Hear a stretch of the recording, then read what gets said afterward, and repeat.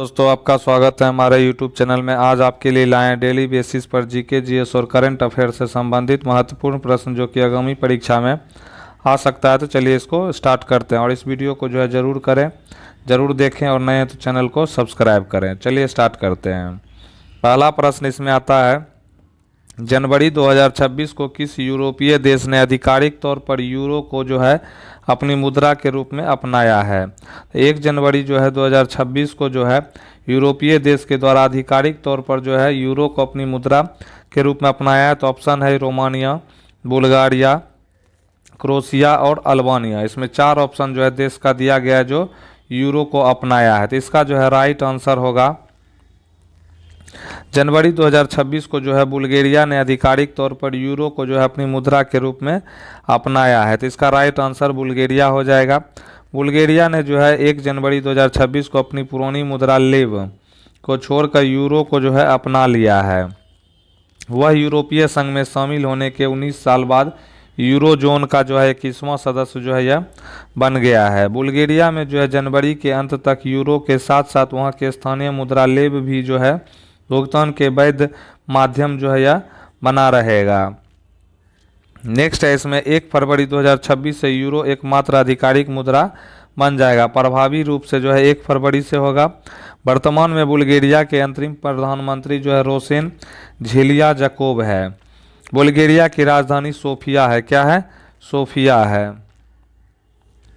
Next question आता है इसमें, 1 जनवरी 2026 को सांख्यिकी और कार्यक्रम कार्यान्वयन मंत्रालय MOSPI ने क्या लॉन्च किया है? तो 1 जनवरी 2026 को सांख्यिकी और कार्यक्रम कार्यान्वयन मंत्रालय के द्वारा जो है लॉन्च किया गया है। तो ऑप्शन है नया सांख्यिकी पोर्टल, ई सांख्यिकी मोबाइल ऐप, नया लोगो और शुभंकर राष्ट्रीय डेटा प्रबंधन नीति। इसमें 4 ऑप्शन जो है लॉन्च करने के माध्यम से दिया गया है। तो इसका जो है राइट आंसर होगा, 1 जनवरी 2026 को जो है सांख्यिकी और कार्यक्रम कार्यान्वयन मंत्रालय ने नया लोगो और शुभंकर लॉन्च किया है। तो इसका राइट आंसर लोगो और शुभंकर हो जाएगा। सांख्यिकी एवं कार्यक्रम कार्यान्वयन मंत्रालय ने 1 जनवरी 2026 को जो है अपने नए लोगों और शुभंकर का अनावरण किया। यह अनावरण जो है सांख्यिकी एवं जो है कार्यक्रम कार्यान्वयन मंत्रालय द्वारा जो है अपनी संस्थागत पहचान को आधुनिक बनाने, लोक संपर्क बढ़ाने और राष्ट्र निर्माण में आधिकारिक आंकड़ों की भूमिका को सुदृढ़ करने के प्रयासों में एक महत्वपूर्ण उसकी उपलब्धि है। नेक्स्ट इसमें आता है सांख्यिकी एवं कार्यक्रम कार्यान्वयन मंत्रालय का नया लोगो राष्ट्र के विकास का आंकड़ों के महत्व को दर्शाता है और भारत के डेटा आधारित शासन, पारदर्शिता तथा प्रगति को सुगम बनाने की मंत्रालय की प्रतिबद्धता को प्रतिबिंबित करता है। लोगों में जो है अशोक चक्र, सत्य, पारदर्शिता और सुशासन का प्रतीक है। मध्य में स्थित रुपये का चिन्ह आर्थिक नियोजन नीति का निर्माण और राष्ट्रीय विकास के आंकड़ों की महत्वपूर्ण भूमिका को दर्शाता है। संख्याओं और प्रतीकों का उपयोग जो आधुनिक डेटा प्रणालियों तथा सांख्यिकी विज्ञान को जो है यह दर्शाता है। नेक्स्ट है सांख्यिकी एवं कार्यक्रम कार्यान्वयन मंत्रालय ने अपना नया शुभंकर सांख्यिकी प्रस्तुत किया है। किस नया शुभंकर क्या है? तो मैस्कोट जो है यह सांख्यिकी है। नेक्स्ट क्वेश्चन आता है इसमें, भारतीय वायुसेना की प्रशिक्षण के air officer commanding in chief के रूप में किसने कार्यभार संभाला है? तो भारतीय वायुसेना की प्रशिक्षण के air officer commanding in chief के रूप में ऑप्शन है air marshal RK Bhadauria, air marshal Seethepalli Srinivas, air marshal VR Chaudhary, air marshal Amarpreet Singh. इसमें 4 ऑप्शन जो है इसका दिया गया है। तो इस क्वेश्चन का जो है राइट आंसर ऑप्शन बी हो जाएगा। ऑप्शन बी, भारतीय वायुसेना की प्रशिक्षण के air officer commanding in chief के रूप में जो है एयर मार्शल सीथेपल्ली श्रीनिवास ने जो है कार्यभार संभाल लिया है। एयर मार्शल सीथेपल्ली श्रीनिवास ने 1 जनवरी 2026 को अपना कार्यभार जो है यह ग्रहण किया है। नेक्स्ट इसमें आता है, वे राष्ट्रीय रक्षा अकादमी यानी NDA के पूर्व छात्र हैं और उन्हें जो है 4200 घंटे से अधिक का उड़ान का अनुभव है। वे श्रेणी A के योग्य फ्लाइंग इंस्ट्रक्टर हैं और उनके पास MiG-21, इरकान, किरण, PC-7, MK-11, HPT-32 और माइक्रो कैरेलेट सहित अन्य विमानों पर 4200 घंटे से अधिक का उड़ान का अनुभव है। वे चीता हेलीकॉप्टर पर द्वितीय पायलट और पेचोरा मिसाइल प्रणाली पर श्रेणीबद्ध संचालन अधिकारी के रूप में जो है वे योग्य हैं। नेक्स्ट है उनकी उत्कृष्ट सेवाओं के लिए उन्हें राष्ट्रपति द्वारा वर्ष 2017 में विशिष्ट सेवा पदक और वर्ष 2024 में अति विशिष्ट सेवा पदक से जो है सम्मानित किया गया था। नेक्स्ट क्वेश्चन आता है दिसंबर 2025 के लिए भारत का सकल जीएसटी राजस्व संग्रह कितना रहा, जिसकी घोषणा 1 जनवरी 2026 को जो है की गई है। तो इसका ऑप्शन है 1.50 लाख करोड़, 1.64 लाख करोड़, 1.74 लाख करोड़, 1.85 लाख करोड़। इसमें 4 ऑप्शन जो है लाख करोड़ रुपए में दिया गया है। तो इसका जो है राइट आंसर होगा जीएसटी संग्रह जो है दिसंबर 2025 में जीएसटी संग्रह 1.74 लाख करोड़ रुपए से अधिक रहा, जो पिछले वर्ष दिसंबर 2024 में 1.64 लाख करोड़ की तुलना में 6.1% की वृद्धि को दर्शाता है। यह आंकड़ा पिछले साल दिसंबर यानी 1.64 लाख करोड़ की तुलना में बढ़ा है और घरेलू लेन देन में से जो है 1.22 लाख करोड़, आयातित वस्तुओं से 51,977 करोड़ का राजस्व इसमें शामिल है। नेक्स्ट क्वेश्चन आता है इसमें प्रधानमंत्री नरेंद्र मोदी ने 1 जनवरी 2026 को किस शहर के नवनिर्वाचित मेयर बीबी राजेश को पत्र लिखकर जो है शुभकामनाएं दी। तो ऑप्शन है कोच्चि, तिरुवनंतपुरम, चेन्नई और मदुरै। इसमें 4 ऑप्शन जो है दिया गया है। तो इस क्वेश्चन का जो है राइट आंसर होगा प्रधानमंत्री, ऑप्शन बी जो है इसका राइट आंसर होगा। प्रधानमंत्री नरेंद्र मोदी ने 1 जनवरी 2026 को तिरुवनंतपुरम शहर के नवनिर्वाचित मेयर बीबी राजेश को पत्र लिखकर जो है शुभकामनाएं दी। प्रधानमंत्री ने तिरुवनंतपुरम के नए मेयर को पत्र लिखा, जो स्थानीय शासन में केंद्र के सहयोग का जो है संकेत देता है। नेक्स्ट क्वेश्चन आता है हाल ही में जो है किस भारतीय राज्य ने अपनी अर्थव्यवस्था को $1 ट्रिलियन बनाने के लिए जो विजन 2030 दस्तावेज का अनावरण किया है। तो $1 ट्रिलियन बनाने के लिए विजन 2030, तो ऑप्शन है गुजरात, महाराष्ट्र, उत्तर प्रदेश और जो है तमिलनाडु। ये 4 राज्यों का नाम दिया गया है। तो इसका जो है राइट आंसर होगा ऑप्शन सी जो है उत्तर प्रदेश सरकार ने 2 जनवरी 2026 को घोषणा किया कि राज्य 2030 तक $1 ट्रिलियन की जीडीपी का लक्ष्य हासिल करने की राह पर है। इसमें विनिर्माण, कृषि और निर्यात, पर्यटन को मुख्य स्तंभ जो है इसमें माना गया है। महाराष्ट्र ने वित्त वर्ष 2028 तक $1 ट्रिलियन की अर्थव्यवस्था बनाने का लक्ष्य रखा है, जिसके पश्चात उत्तर प्रदेश, तमिलनाडु ने 2030 तक, कर्नाटक में 2032 तक यह लक्ष्य निर्धारित किया गया है। नेक्स्ट क्वेश्चन आता है इसमें नासा के आर्टेमिस मिशन 3 जो 2026 के अंत तक निर्धारित है का प्राथमिक लक्ष्य क्या है। तो नासा जो है आर्टेमिस मिशन 3 जो है लॉन्च कर रहा है 2026 तक। तो ऑप्शन है इसका मिशन का लक्ष्य मंगल ग्रह पर मानव को उतारना, चंद्रमा के दक्षिणी ध्रुव पर मानव को उतारना, शुक्र के वायुमंडल का अध्ययन करना और क्षुद्र ग्रह के नमूने लाना। इसमें 4 प्राथमिक लक्ष्य का ऑप्शन दिया गया है। तो इसका राइट आंसर होगा ऑप्शन बी होगा। राइट आंसर ऑप्शन बी होगा। नासा के आर्टेमिस 3 मिशन जो 2026 के अंत तक निर्धारित है का प्राथमिक लक्ष्य जो है चंद्रमा के दक्षिणी ध्रुव पर मानव को उतारना है। नासा का आर्टेमिस 3 मिशन 1972 के बाद पहली बार इंसानों को चंद्रमा पर जो है यह ले जाएगा। नेक्स्ट इसमें आता है इसमें पहली महिला जो है और पहले अश्वेत व्यक्ति को चंद्रमा के दक्षिणी ध्रुव पर उतारने की योजना है। नेक्स्ट है 2 जनवरी को भारत के इसरो ने इस मिशन के लिए सहयोगी ग्राउंड स्टेशन सहायता प्रदान करने की जो है पुष्टि कर दी है।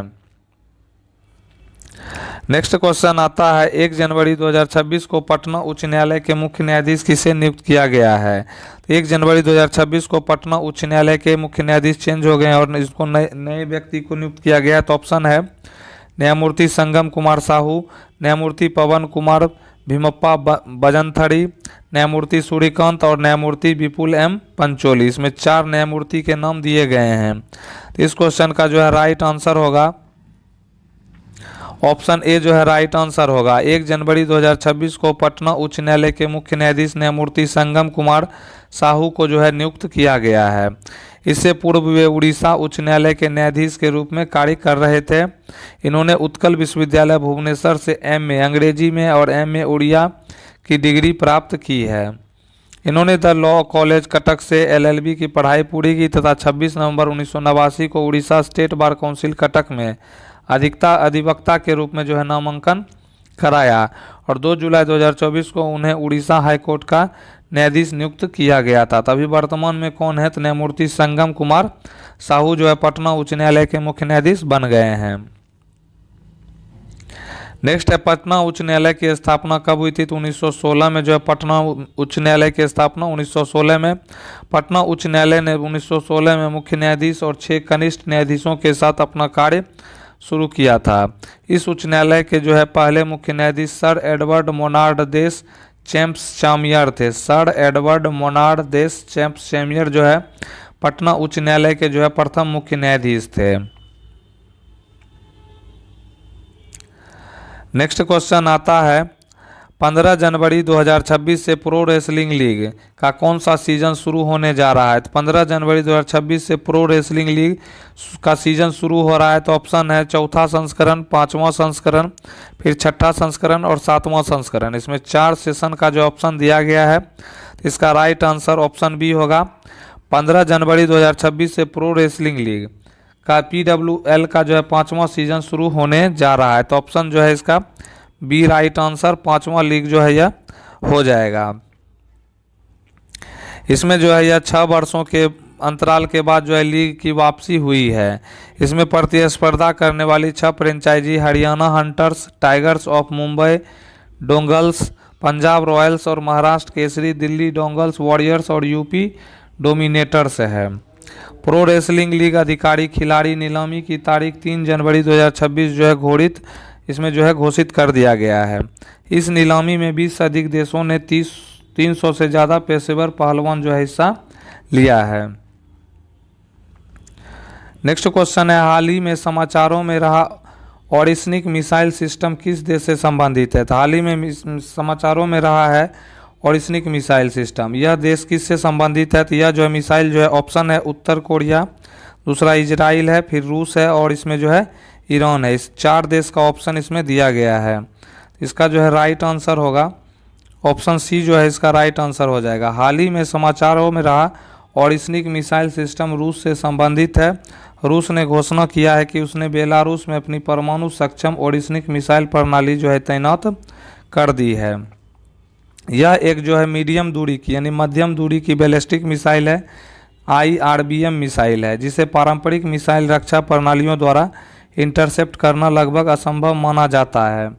इसकी तैनाती पूर्वी यूरोप में सुरक्षा वास्तुकला को गंभीर रूप से प्रभावित करता है, इफेक्ट करता है। नेक्स्ट क्वेश्चन आता है तंबाकू और पाप वस्तुओं यानी सीन गुड्स पर कराधान के संदर्भ में निम्नलिखित कथनों पर विचार करिए। तंबाकू के बारे में यानी टोबैको के बारे में और पाप वस्तुओं यानी सीन गुड्स के बारे में। तो पहला स्टेटमेंट है इसमें भारत में तंबाकू उत्पादों पर लगने वाले GST मुआवजे उपकर यानी कंपनसेशन कैश को जो है अब एक समर्पित नॉन लैप्सेबल उपकर में जो है बदल दिया गया है। नेक्स्ट है WHO की सिफारिश है कि तंबाकू की कीमतें आय वृद्धि की तुलना में अधिक तेज़ी से बढ़नी चाहिए ताकि उनकी सामर्थ्य जो है कम हो सके। इसमें 2 स्टेटमेंट जो है दिया गया है। तो इसमें पूछा है उपरोक्त में से जो है कौन सा कथन सही है? तो ऑप्शन है केवल 1, केवल 2, केवल इसमें जो है 1 और 2 दोनों, न तो 1 और न ही 2। इसमें 4 ऑप्शन जो है दिया गया है। तो इस क्वेश्चन का राइट आंसर जो है उपरोक्त 1 और 2 जो है दोनों कथन जो है क्या है सही है। तो राइट आंसर जो है ऑप्शन सी हो जाएगा। 1 फरवरी 2026 से प्रभावी होने वाले नए नियमों के अनुसार भारत सरकार ने तंबाकू कराधान के ढांचे में बदलाव किया है। पहले GST मुआवजा उपकर राज्यों को राजस्व घाटे की भरपाई के लिए था। अब चूंकि मुआवजा अवधि समाप्त हो रही है तो इसमें सरकार ने इसे स्वास्थ्य और सामाजिक सुरक्षा के लिए एक समर्पित फंड के रूप में पुनर्गठित किया है, रिकंस्ट्रक्ट किया है। तंबाकू भारत में एक डिमेरिट गुड है। उच्च नाम मात्र जो है करों के बावजूद मुद्रास्फीति और आय में जो है वृद्धि के कारण सिगरेट की वास्तविक सामर्थ्य यानी अफोर्डेबिलिटी जो है कम नहीं हुई थी, जिसे नियंत्रित करने के लिए जो है यह सुधार लाया गया है। नेक्स्ट क्वेश्चन आता है एमएसएमई प्रदर्शन को बढ़ावा और तेज करना। रैंप योजना के बारे में कौन सा कथन जो है सत्य है? तो एमएसएमई प्रदर्शन को बढ़ाना और तेज करना रैंप योजना से संबंधित है। तो इसमें स्टेटमेंट दिया गया कि कौन सा स्टेटमेंट जो है सही है। तो ऑप्शन है ये पूरी तरह से नीति आयोग द्वारा वित्त पोषित है। यह विश्व बैंक द्वारा समर्थित एक केंद्र प्रायोजित योजना है। इसका उद्देश्य केवल भारी उद्योगों को ऋण प्रदान करना है। यह योजना केवल तटीय राज्यों के लिए है। इसमें 4 ऑप्शन जो है इसका दिया गया है। तो इस क्वेश्चन का जो है राइट आंसर होगा ऑप्शन बी जो है इसका राइट आंसर हो जाएगा। रैंप का फुल फॉर्म होता है rising and accelerating MSME performance. योजना जो है रैंप योजना एमएसएमई मंत्रालय की एक पहल है जिसे विश्व बैंक से सहायता प्राप्त है। हाल ही में इसके तहत राज्यों और केंद्र शासित प्रदेशों के लिए 3211.75 करोड़ की राशि जो है स्वीकृत की गई है। इसका मुख्य लक्ष्य जो है बाजार तक पहुंच में सुधार, केंद्र राज्य साझेदारी को मजबूत करना और एमएसएमई क्षेत्र में विलंबित भुगतान की समस्या को हल करना इसका मुख्य लक्ष्य है। नेक्स्ट क्वेश्चन आता है भारत के उपराष्ट्रपति द्वारा 2 से 3 जनवरी 2026 को की जा रही तमिलनाडु यात्रा के दौरान वे किस प्रतिष्ठित साहित्यिक सम्मान समारोह में जो है शामिल होंगे? तो यह जो है भारत के उपराष्ट्रपति के द्वारा जो है जनवरी 2026 में जो है तमिलनाडु गए थे और वहाँ जो है यात्रा किया था और वहाँ जो है प्रतिष्ठित साहित्यिक सम्मान समारोह का आयोजन किया गया। तो ऑप्शन है साहित्यिक अकादमी पुरस्कार, रामनाथ गोयनका साहित्य सम्मान, ज्ञानपीठ पुरस्कार और सरस्वती सम्मान। इसमें 4 जो है समारोह का ऑप्शन दिया गया है। इस क्वेश्चन का जो है राइट आंसर होगा ऑप्शन बी जो है इसका राइट आंसर होगा। उपराष्ट्रपति श्री सीपी राधाकृष्णन 2 जनवरी 2026 को तमिलनाडु के दौरे पर गए और उन्होंने अपनी यात्रा के दौरान वे चेन्नई में आयोजित रामनाथ गोयनका साहित्य सम्मान समारोह जो है उसमें भाग लिए। इसके अतिरिक्त वे डॉक्टर MGR शैक्षिक एवं अनुसंधान संस्थान के 34वें दीक्षांत समारोह की अध्यक्षता में जो वे अध्यक्षता में भी जो है वे भाग लिया और अध्यक्षता किए। नेक्स्ट क्वेश्चन आता है पत्थर की बनी नृत्य करते हुए पुरुष की मूर्ति नटराज किस स्थान पर पाई गई थी? तो पत्थर की बनी नृत्य करते हुए पुरुष की मूर्ति जो है नटराज जो है, तो इसमें ऑप्शन है लोथल, रंगपुर, हड़प्पा और मोहनजोदड़ो। इसमें 4 ऑप्शन जो है दिया गया है। तो इस क्वेश्चन का राइट आंसर जो है हड़प्पा होगा। हड़प्पा स्थल पर जो है पत्थर की बनी जो है पुरुष की एक मूर्ति है जो नृत्य करते हुए नटराज के रूप में पाई गई थी, यह हड़प्पा में पाई गई थी। तो ऑप्शन ए जो है इसका ऑप्शन सी जो है इसका राइट आंसर हो जाएगा। नेक्स्ट इसमें है हड़प्पा से प्राप्त पुरुष नर्तक धड़ यानी धूसर पत्थर से बना हुआ है। यह दाहिने पैर के बल पर जो है खड़ा है और बायां पैर नृत्य की मुद्रा में ऊंचा उठा है। इस मूर्ति को नटराज के आदि रूप का द्योतक माना गया है। इसकी ऊंचाई जो है 7 से 8 इंच है। कितनी हाइट है इसकी? 7.7 से यानी 7 से 8 इंच जो है इसका हाइट है। नेक्स्ट क्वेश्चन आता है किंग जॉर्ज पंचम तथा क्वीन मेरी की यात्रा की याद में सन 1911 में भारत का कौन सा लोकप्रिय पर्यटन स्थल बनाया गया था? तो किंग जॉर्ज पंचम और क्वीन मेरी जो है यह भारत की यात्रा में आए थे और भारत की यात्रा में जो 1911 में आए थे और भारत का कौन सा लोकप्रिय जो है पर्यटन बनाया गया था? तो ऑप्शन है India Gate, Gateway of India, Prince of Wales Museum, Victoria Terminus. इसमें 4 जो है पर्यटन स्थल का नाम दिया गया है। तो किंग जॉर्ज पंचम और क्वीन मेरी की यात्रा जो है यह 1911 में हुआ था और 1911 में जो है दिल्ली दरबार का आयोजन किया गया था और 1911 में ही जो है भारत की राजधानी कोलकाता से जो है नई दिल्ली यानी दिल्ली जो है स्थानांतरित कर दिया गया था। नेक्स्ट इसमें देखते हैं इस क्वेश्चन का राइट आंसर जो है गेटवे ऑफ इंडिया हो जाएगा। वायसराय लॉर्ड हार्डिंग द्वितीय द्वारा 1911 ईस्वी में नई दिल्ली दरबार का जो है आयोजन किया गया जिसमें किंग जॉर्ज पंचम तथा क्वीन मेरी को आमंत्रित किया गया था। उनके आगमन के उपलक्ष्य में जो है स्वागत हेतु बम्बई में समुद्र तट पर एक भव्य प्रवेश द्वार बनाया गया जिसे गेटवे ऑफ इंडिया कहा जाता है। यह एक लोकप्रिय पर्यटन स्थल के रूप में भी प्रसिद्ध है। नेक्स्ट क्वेश्चन आता है, भगत सिंह और बटुकेश्वर दत्त ने दिल्ली केंद्रीय विधानसभा में स्मोक बम फेंके, वे किसका विरोध कर रहे थे? तो भगत सिंह और बटुकेश्वर दत्त के द्वारा जो है उस समय दिल्ली केंद्रीय विधानसभा में स्मोक बम फेंका गया था और वह जो है किसी बिल का विरोध कर रहे थे। तो ऑप्शन है इंडियन काउंसिल एक्ट का, गवर्नमेंट ऑफ जो है इंडिया एक्ट का, trade dispute bill and public safety bill, Simon commission. इसमें 4 जो है बिल का जो है ऑप्शन दिया गया है। तो भगत सिंह और बटुकेश्वर दत्त के द्वारा जो है उस बिल का नाम जो है trade dispute bill and public safety bill जो है, इसका राइट आंसर ऑप्शन सी जो है हो जाएगा। इसमें है हिंदुस्तान सोशलिस्ट रिपब्लिकन एसोसिएशन के 2 सदस्य भगत सिंह और बटुकेश्वर दत्त ने 8 अप्रैल 1929 को दिल्ली केंद्रीय विधानसभा में trade dispute bill and public safety bill के विरोध में बम फेंका, जिसका उद्देश्य सरकार को डराना मात्र था।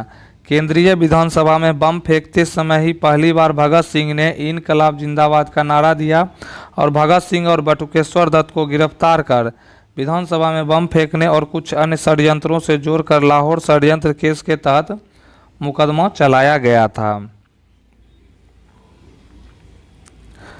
नेक्स्ट क्वेश्चन आता है, महात्मा गांधी के नेतृत्व में असहयोग आंदोलन कब से कब तक चलाया गया था?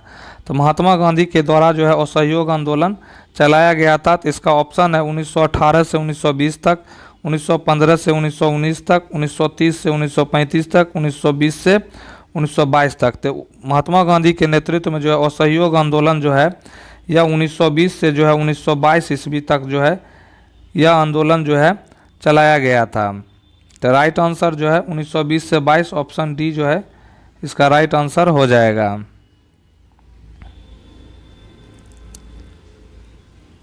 गांधी जी ने जो है असहयोग आंदोलन 1 अगस्त 1920 ईस्वी को आरंभ किया था। इस आंदोलन में कई मुस्लिम नेताओं अबुल कलाम आज़ाद, मोहम्मद अली, शौकत अली, डॉक्टर अंसारी आदि सम्मिलित थे।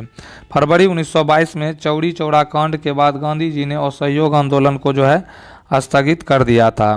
तो पूछेगा कि गांधी जी ने जो असहयोग आंदोलन कब शुरू किया था? तो 1 अगस्त 1922 को आरंभ किया था और फरवरी 1922 में जो है चौरी चौरा कांड के कारण जो है यह आंदोलन जो है स्थगित कर दिया गया।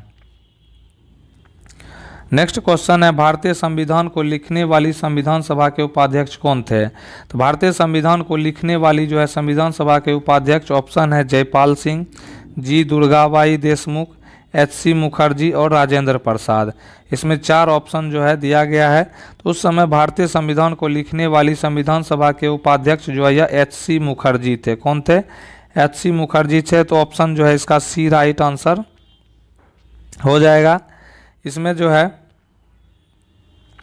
भारतीय संविधान को जो है लिखने वाली संविधान सभा में जो है हरेंद्र कुमार मुखर्जी को जो है 11 दिसंबर 1946 को उपाध्यक्ष निर्वाचित किया गया था, जबकि राजेंद्र प्रसाद संविधान सभा के अध्यक्ष निर्वाचित हुए थे। नेक्स्ट क्वेश्चन आता है, आपातकाल के समय किस अनुच्छेद को निलंबित नहीं किया जा सकता है? तो आपातकाल के समय जो है ऑप्शन है इसमें अनुच्छेद 20 और 21, अनुच्छेद 22 और 23, अनुच्छेद 19 और अनुच्छेद 43, अनुच्छेद 23 और अनुच्छेद 24। इसमें 4 ऑप्शन जो है दिया गया है। तो इस क्वेश्चन का जो है राइट आंसर होगा अनुच्छेद जो है 20 और अनुच्छेद 21 को जो है, यानी ऑप्शन ए इसका राइट आंसर होगा। अनुच्छेद 20 और 21 को आपातकाल के समय भी निलंबित नहीं किया जा सकता है। भारतीय संविधान में नागरिकों को 6 मौलिक अधिकार दिए गए हैं। आपातकाल के दौरान अनुच्छेद 20 और 21 को छोड़कर बाकी सभी मौलिक अधिकार जो है स्वतः निलंबित हो जाते हैं। नेक्स्ट है, सूर्य और धरती के बीच की अनुमानित दूरी कितनी है? तो सूर्य और धरती के बीच जो है अनुमानित दूरी ऑप्शन है 12.96 गुना 10⁻7 किलोमीटर, 14.96 गुना 10⁻7 किलोमीटर, 12.96 गुना 10⁻8 किलोमीटर, 11.96 गुना 10⁻7 किलोमीटर। इसमें 4 ऑप्शन जो है इसका दिया गया है। तो इस क्वेश्चन का जो है राइट आंसर होगा ऑप्शन बी जो है इसका राइट आंसर 14.96 गुना 10⁻7 किलोमीटर जो है यह सूर्य और पृथ्वी के बीच की दूरी है। सूर्य और पृथ्वी के बीच की दूरी जो है अनुमानित औसत दूरी 14,96,00,000 किलोमीटर है। पृथ्वी से सूर्य की न्यूनतम दूरी जो है 14.70 करोड़ किलोमीटर तथा पृथ्वी से सूर्य की अधिकतम दूरी लगभग जो है 15.21 करोड़ किलोमीटर है। नेक्स्ट क्वेश्चन है मसाई जनजाति कहाँ पाई जाती है। मसाई जनजाति जो है ऑप्शन है सूडान, अंटार्कटिका, अफ्रीका और उत्तरी अमेरिका। तो मसाई जनजाति जो है यह कहाँ पाई जाती है, तो मसाई जनजाति जो है यह अफ्रीका में पाई जाती है। तो ऑप्शन सी जो है इस क्वेश्चन का राइट आंसर हो जाएगा। मसाई जनजाति जो है अफ्रीका महाद्वीप के केन्या और तंजानिया में निवास करने वाली अर्धयावार जनजाति समूह है। इनकी त्वचा का रंग गहरा भूरा, गठन जो है गठीला होता है। ये लोग लंबे और छरहरे कद के होते हैं। इस जनजाति का प्रमुख भोजन रक्त है जिसे वे दूध में मिलाकर पीते हैं। यह केन्या और तंजानिया के आधिकारिक भाषाओं स्वाहिली और अंग्रेजी में भी शिक्षित होते हैं। नेक्स्ट क्वेश्चन है चाबहार बंदरगाह जिसका निर्माण भारत द्वारा करवाया जा रहा था वह किस देश में स्थित है। तो चाबहार बंदरगाह जो है यह इसका निर्माण भारत द्वारा करवाया जा रहा था। यह ऑप्शन है ईरान, इराक और बांग्लादेश और नाइजीरिया। इसमें 4 ऑप्शन जो है दिया गया है। तो चाबहार बंदरगाह जो है यह ईरान देश में स्थित है जिसका निर्माण भारत द्वारा जो है करवाया जा रहा था। चाबहार बंदरगाह का निर्माण भारत के द्वारा करवाया जा रहा है जो ईरान के जो है सिस्तान प्रांत में स्थित है। यह बंदरगाह ईरान के दक्षिणी समुद्र तट को भारत के पश्चिमी समुद्र तट से जोड़ता है। भारत को अफगानिस्तान के साथ जो है सुरक्षा तथा जो है आर्थिक संबंध होने के कारण पाकिस्तान होकर अफगानिस्तान जाना पड़ता था, किंतु इस बंदरगाह से सीधे अफगानिस्तान जाने के लिए रास्ता जो है मिल गया है। नेक्स्ट है चंबल, बेतवा और सोन किस ओर बहने वाली नदियां हैं। तो चंबल, बेतवा और सोन जो है यह किस दिशा की ओर बहती है। तो ऑप्शन है पूरब की और उत्तर की ओर, पश्चिम की ओर और दक्षिण की ओर। इसमें 4 दिशा का नाम दिया गया। तो चंबल, बेतवा और सोन जो है यह उत्तर की ओर बहने वाली नदियां हैं जिसका राइट आंसर ऑप्शन बी उत्तर हो जाएगा। भारत में जो है दक्षिण से उत्तर की ओर बहने वाली नदियां चंबल, बेतवा और सोन है। चंबल नदी की बात करते हैं, यह मध्य भारत में यमुना नदी की एक सहायक नदी है। यह अंततः पाती पहाड़ी मध्य प्रदेश से निकलकर इटावा उत्तर प्रदेश में जो है यमुना में मिल जाती है। बेतवा नदी की बात करते हैं, यह उत्तर भारत की एक नदी है। यह नदी मध्य प्रदेश के होशंगाबाद के उत्तर से निकलती है। नेक्स्ट आता है सोन नदी। यह जो है मध्य प्रदेश के अनूपपुर जिले के अमरकंटक पर्वत से निकलती है और विंध्य की पहाड़ियों तक उत्तर की ओर जाती है और उत्तर बिहार के पटना के पास गंगा नदी में जो है यह मिल जाती है। नेक्स्ट क्वेश्चन है निम्नलिखित में से जो है कौन सा भारत सरकार की मौद्रिक नीति तैयार करता है। मौद्रिक नीति कौन तैयार करता है। तो ऑप्शन है प्रधानमंत्री, आरबीआई के गवर्नर, वित्त मंत्री और राष्ट्रपति। इसमें 4 ऑप्शन जो है दिया गया है। तो इसका राइट आंसर जो है भारत सरकार की मौद्रिक नीति जो है यह आरबीआई के गवर्नर के द्वारा जो है तैयार किया जाता है। तो ऑप्शन बी जो है इसका राइट आंसर हो जाएगा। नेक्स्ट इसमें है भारतीय रिजर्व बैंक जो है जिसको केंद्रीय बैंक या बैंकों का बैंक कहा जाता है का सबसे महत्वपूर्ण कार्य भारत के वित्तीय विकास को बनाए रखने के लिए भारत सरकार की मौद्रिक नीति तैयार करना, उसे लागू करना और उसकी निगरानी करना होता है। इसके मुख्य धर्म में जो है दरें यानी टैक्स तय करना होता है और आवश्यक मौद्रिक एवं ऋण नीति घोषित करना आदि होता है। इसे अतिरिक्त भारतीय रिजर्व बैंक अधिनियम 1934 के माध्यम से बनाया गया है। मौद्रिक नीति में अधिकार मुद्रा एवं साख की मात्रा को जो है नियंत्रित करना होता है। नेक्स्ट क्वेश्चन आता है ऊर्जा संरक्षण के सिद्धांत के संबंध में कौन सा कथन सही है। ऊर्जा संरक्षण के बारे में इसमें पूछा गया है। तो पहला ऑप्शन है ऊर्जा का केवल निर्माण किया जा सकता है, दूसरा है ऊर्जा को केवल नष्ट किया जा सकता है, तीसरा है ऊर्जा का निर्माण किया जाता है और इसे नष्ट भी किया जाता है। नेक्स्ट है ऊर्जा का न तो निर्माण किया जाता है और न ही नष्ट किया जा सकता है। तो ऊर्जा संरक्षण से संबंधित जो है इसका राइट आंसर ऑप्शन डी, ऊर्जा का न तो निर्माण किया जाता है और न ही इसे नष्ट किया जा सकता है। ऊर्जा संरक्षण सिद्धांत के अनुसार ऊर्जा न तो उत्पन्न की जा सकती है और न ही नष्ट की जा सकती है। यह केवल एक रूप से दूसरे रूप में जो है इसको क्या किया जा सकता है, तो परिवर्तित किया जा सकता है, ट्रांसफर्ड किया जा सकता है। नेक्स्ट क्वेश्चन आता है इसमें निम्नलिखित में से जो कौन से तत्व को पानी में घोलने पर वह जिप्सम में परिवर्तित हो जाता है। तो वह तत्व कौन सा है जिसको पानी में घोलेंगे तो वह जिप्सम का रूप ले लेगा। तो कैल्शियम फॉस्फेट है, कैल्शियम सल्फेट हेमीहाइड्रेट है, सोडियम हाइड्रोजन कार्बोनेट है, कैल्शियम सल्फेट जो है हेमीहाइड्रेट है। तो इसमें 4 ऑप्शन जो है दिया गया है। तो इसका राइट आंसर जो है कैल्शियम सल्फेट हेमीहाइड्रेट है, जिसको पानी में घोलेंगे तो वह जिप्सम का रूप जो है जिप्सम के रूप में परिवर्तित हो जाएगा। नेक्स्ट क्वेश्चन आता है होमोसेपियंस शब्द किसके द्वारा दिया गया था। होमोसेपियंस जो है यह साइंटिफिक नेम है और यह किसके द्वारा दिया गया था। तो ऑप्शन है सी लिनियस, डार्विन, मिलर और जी.जे. मेंडल। इसमें 4 ऑप्शन साइंटिस्ट का दिया गया है। तो होमोसेपियंस जो है यह सी लिनियस यानी कार्ल लिनियस के द्वारा जो है इस शब्द को जो है दिया गया है। तो इसका राइट आंसर जो है ऑप्शन ए जो है कार्ल लिनियस हो जाएगा। स्वीडन के जो है जीव विज्ञानी कैरोलस लिनियस द्वारा जो है होमोसेपियंस यानी आधुनिक मानव का वैज्ञानिक नाम जो है यह शब्द दिया गया है।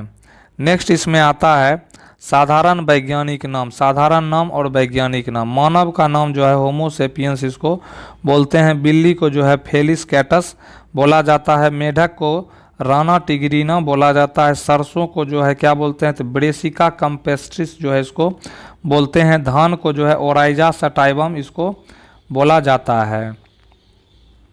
नेक्स्ट आता है गेहूं, गेहूं को जो है ट्रिटिकम स्टिवम जो है यह साइंटिफिक नेम है, आम को जो है मैंगीफेरा इंडिका इसको हम लोग साइंटिफिक नेम इसको बोलते हैं। नेक्स्ट क्वेश्चन इसमें आता है पक्सिनिया ग्रैमिनीस, पक्सिनिया ग्रैमिनीस कवक से निम्नलिखित में से कौन सा रोग है। तो पक्सिनिया ग्रैमिनीस एक प्रकार का कवक है, कवक एक प्रकार का रोग है और यह कवक से है। तो ऑप्शन है गन्ने में लाल सड़न, मनुष्यों में दाद, आलू में लेट ब्लाइंट, गेहूं में ब्लैक रस्ट। तो इसमें जो है यह रोगों का नाम दिया है और किस में होता है तो पक्सिनिया ग्रैमिनीस जो है यह कवक से होता है और कवक से यह गेहूं में जो है ब्लैक रस्ट होता है। तो इसका राइट आंसर गेहूं में जो है ब्लैक रस्ट ऑप्शन डी जो है इसका राइट आंसर हो जाएगा। नेक्स्ट आता है पौधों में जो है कवक से यानी फंगस से होने वाले रोगों के नाम। तो पौधों में जो है कवक से रोग होते हैं और उसके रोगों के नाम ऑप्शन है पौधों में होने वाले रोग और रोगजनक यानी कवक। गेहूं का काला कीट रोग जिसको ब्लैक रस्ट बोला जाता है वह पक्सिनिया ग्रैमिनीस ट्रिटिसाई से होता है। नेक्स्ट है गन्ने का लाल सड़न रोग जो कोलेट्रोटा जो है और फाल्केटम से जो है यह गन्ने का जो है लाल सड़न रोग होता है। मूंगफली का टिक्का रोग जो है सर्कोस्पोरा पर्सोनेटा, सर्कोस्पोरा रेडिकोला से यह मूंगफली का टिक्का रोग होता है। नेक्स्ट आता है इसमें बाजरे का जो है ग्रीन ईयर रोग, यह जो है स्क्लेरोस्पोरा ग्रैमिनिकोला से होता है। आलू का झुलसा रोग जो है फाइटोप्थोरा जो है इन्फेस्टेंस के द्वारा जो है यह होता है। यह रहे पौधों में जो है होने वाले रोग जो कवक से होते हैं उसके नाम है, सामान्य नाम है और उसके बीमारी के नाम जो है यहाँ दिए गए हैं। तो दोस्तों कैसा लगा वीडियो, प्लीज़ इसको जो है लाइक करें, कमेंट करें, ज़्यादा से ज़्यादा शेयर करें, नहीं तो चैनल को सब्सक्राइब करें। वीडियो देखने के लिए दिल से धन्यवाद।